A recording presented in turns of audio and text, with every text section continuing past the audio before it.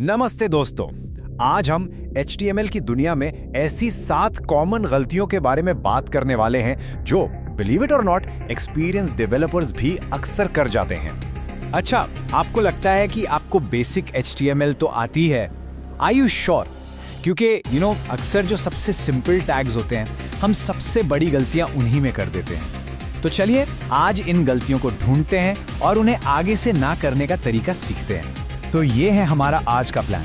हम शुरू करेंगे इन 7 डेडली सिंस से, फिर स्ट्रक्चर, कंटेंट और इंटरैक्टिव एलिमेंट्स की बात करेंगे। उसके बाद एक अनसीन हीरो से मिलेंगे और आखिर में इन सब चीजों से आप अपने HTML को नेक्स्ट लेवल पर कैसे ले जा सकते हैं ये देखेंगे। मैं इन गलतियों को 7 डेडली सिंस इसलिए कहता हूँ क्योंकि ये सिर्फ कोड को गंदा नहीं करती, ये छुपकर आपकी वेबसाइट की SEO, उसकी एक्सेसिबिलिटी और ओवरऑल क्वालिटी को आहिस्ता आहिस्ता खत्म कर देती हैं। तो सबसे पहले बात करते हैं स्ट्रक्चर की। किसी भी वेब पेज की नींव, उसका फाउंडेशन, उसका स्ट्रक्चर ही तो होता है। और सच कहूं तो सबसे आम गलतियां यहीं देखने को मिलती हैं। और इसकी शुरुआत होती है हमारे सबसे प्रिय टैग से, div। ऐसा लगता है कि डेवलपर्स के लिए ये हर प्रॉब्लम का सलूशन है, लेकिन इसका इतना ज्यादा इस्तेमाल, जिसे हम divitis भी कहते हैं, आपके कोड का सारा मतलब ही छीन लेता है। जरा यहाँ देखिए, लेफ्ट साइड पर सब कुछ div से बना है। हाँ, काम तो कर देगा, लेकिन राइट साइड देखिए, हेडर, मेन, फुटर, इन्हें सिमेंटिक टैग्स कहते हैं। ये कोड ना सिर्फ साफ सुथरा लगता है, बल्कि ब्राउजर और स्क्रीन रीडर्स को साफ साफ बताता है कि कौन सा हिस्सा क्या है। SEO और एक्सेसिबिलिटी के लिए ये एकदम गेम चेंजर है। अच्छा, अब आते हैं स्पैन टैग पर। एक बहुत ही कॉमन गलती है स्पैन को लेआउट के लिए इस्तेमाल करना। हमेशा एक बात याद रखिएगा, स्पैन एक इनलाइन एलिमेंट है। इसका काम ब्लॉक लेवल लेआउट बनाना बिल्कुल भी नहीं।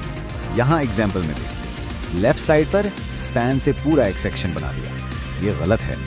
राइट साइड पर देखिए, स्पैन का सही इस्तेमाल है टेक्स्ट के एक छोटे से हिस्से को, जैसे यहाँ वर्ड को हाईलाइट या स्टाइल करने के लिए। सिंपल रूल, स्पैन स्टाइलिंग के लिए है, लेआउट के लिए नहीं। तो साफ साफ शब्दों में स्पैन एक इनलाइन कंटेनर है। बस इसका काम टेक्स्ट के किसी छोटे हिस्से को मार्क करना है, पूरे सेक्शंस को डिफाइन करना नहीं। ओके, स्ट्रक्चर की बात हो गई। अब आते हैं कंटेंट पर। यहाँ हम उन टैग्स को देखेंगे जो यूजर को सीधा कंटेंट शो करते हैं, जैसे कि इमेजेस और लिंक्स। सबसे पहले इमेज टैग, और यहाँ की सबसे बड़ी गलती, ऑल्ट एट्रीब्यूट को छोड़ देना। ये गलती आपकी वेबसाइट की एक्सेसिबिलिटी के लिए एक साइलेंट क्रैश जैसी है। यहाँ कोड देखिए, बिना ऑल्ट टेक्स्ट के अगर इमेज लोड नहीं होती तो यूजर को वहां एक टूटा हुआ आइकन दिखेगा, कुछ नहीं पता चलेगा। और जो स्क्रीन रीडर्स यूज करते हैं उनके लिए तो वो इमेज एग्जिस्ट ही नहीं करती। लेकिन एक डिस्क्रिप्टिव ऑल्ट टेक्स्ट के साथ इमेज ना लोड होने पर भी कॉन्टेक्स्ट मिल जाता है और आपका SEO भी बेहतर होता है। अब आते हैं एंकर टैग यानी A टैग पर। इसका इस्तेमाल अक्सर ऐसी चीजों के लिए किया जाता है जो असल में लिंक है ही नहीं, जैसे कि सबमिट बटन। ये सिमेंटिकली यानी मतलब के हिसाब से बिल्कुल गलत है। आपने जरूर देखा होगा, इस पर क्लिक करने से पेज अचानक से टॉप पर जंप कर जाता है, जो कि काफी इरिटेटिंग होता है। अगर आपको कोई एक्शन करवाना है, जैसे फॉर्म सबमिट करना, तो उसके लिए बटन टैग बनाएं।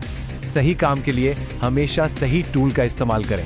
चलिए अब आगे बढ़ते हैं इंटरैक्टिव एलिमेंट्स की तरफ, बटन्स और इनपुट्स। यहाँ पर की गई छोटी छोटी गलतियाँ आपके फॉर्म्स में बहुत बड़े और अनएक्सपेक्टेड प्रॉब्लम्स क्रिएट कर सकती हैं। क्या आपको पता है, अगर एक बटन टैग किसी फॉर्म के अंदर है तो उसका डिफॉल्ट टाइप हमेशा सबमिट होता है, हमेशा। अगर आपने उसका टाइप नहीं बताया तो उस पर क्लिक होते ही फॉर्म सबमिट हो जाएगा, भले ही आप ऐसा ना चाहते हो। यहाँ प्रॉब्लम और सोल्यूशन दोनों बिल्कुल साफ है। पहला बटन फॉर्म सबमिट कर देगा, लेकिन दूसरे में हमने साफ साफ टाइप इक्वल्स टू बटन लिख दिया है। अब ये बटन फॉर्म सबमिट नहीं करेगा। अब आप इससे जावास्क्रिप्ट के जरिए जो चाहे वो करवा सकते हैं। एक छोटा सा चेंज आपको आगे आने वाली बड़ी प्रॉब्लम से बचा सकता है। और अब इनपुट टैग। यहाँ एक आम गलती है कि हर चीज के लिए type equals to text use कर लेना।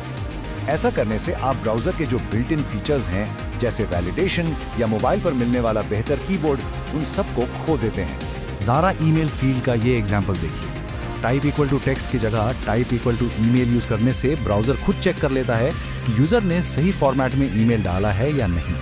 और सबसे बड़ा फायदा मोबाइल यूजर्स को होता है, जहां उन्हें ईमेल के लिए बना स्पेशल कीबोर्ड दिखता है @ सिंबल के साथ। यूजर एक्सपीरियंस कितना बेहतर हो जाता है, सोचिए। चलिए अब हम बात करते हैं एक ऐसे हीरो की जो पर्दे के पीछे काम करता है। ये है मेटा टैग, और एक अच्छा मोबाइल एक्सपीरियंस देने के लिए ये एब्सोल्युटली क्रूशियल है। अगर आपने कभी मोबाइल पर कोई वेबसाइट खोली है और वो डेस्कटॉप जैसी बिल्कुल छोटी सी दिख रही है जिसे जूम करना पड़े, तो इसका मतलब उसमें view port Meta tag missing है। राइट साइड पर देखिए, बस ये एक लाइन ऐड करने से आप ब्राउजर को बता देते हैं कि पेज को डिवाइस की स्क्रीन के हिसाब से एडजस्ट करना है। बस इतना सा, और आपकी साइट मोबाइल पर एकदम परफेक्ट दिखेगी। तो इन सभी पॉइंट्स को डिस्कस करने के बाद चलिए अब हम कोर प्रिंसिपल्स को समराइज करते हैं। ये वो चीजें हैं जो आपके HTML को आम से खास बना सकती हैं। तो आज हमने क्या सीखा? यही कि हर टैग का एक खास मकसद होता है।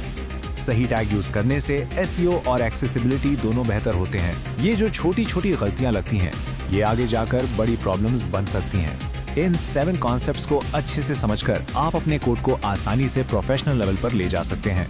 तो अब जब आप इन 7 कॉमन मिस्टेक्स को समझ चुके हैं, एक सवाल आपके लिए, आपके कोड में अगली ऐसी कौन सी सिंपल चीज है जिसे एक बार फिर से एक नई नजर से देखने की जरूरत है?